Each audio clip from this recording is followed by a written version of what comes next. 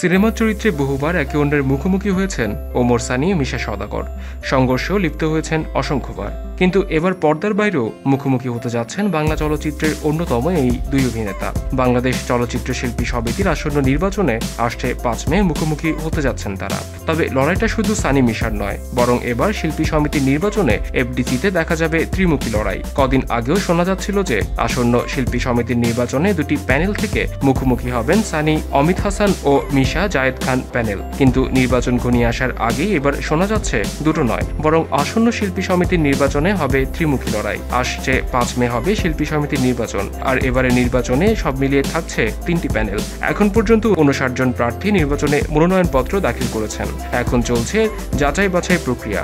19 April মনোনয়ন প্রত্যাহারের শেষ দিন। 20 এপ্রিল চূড়ান্ত মনোনয়ন প্রকাশ করা হবে। শিল্পী সমিতির নির্বাচনে মোট 21টি পদের জন্য লড়াই হবে, যেখানে ভোট দিতে পারবেন 624 জন ভোটার। নির্বাচনে ওমর সানি, অমিত হাসান, মিশা সওদাগর, জায়েদ খান প্যানেল দুটো ছাড়াও নতুন করে প্রতিদ্বন্দ্বিতায় যোগ হয়েছে ডানি সিটাক, ইলিয়াস কোবরা প্যানেল। এলটিভির সাথে থাকার জন্য সবাইকে ধন্যবাদ। বিনোদন জগতের সর্বশেষ সব খবরের আপডেট পেতে আমাদের সাবস্ক্রাইব করতে ভুলবেন না।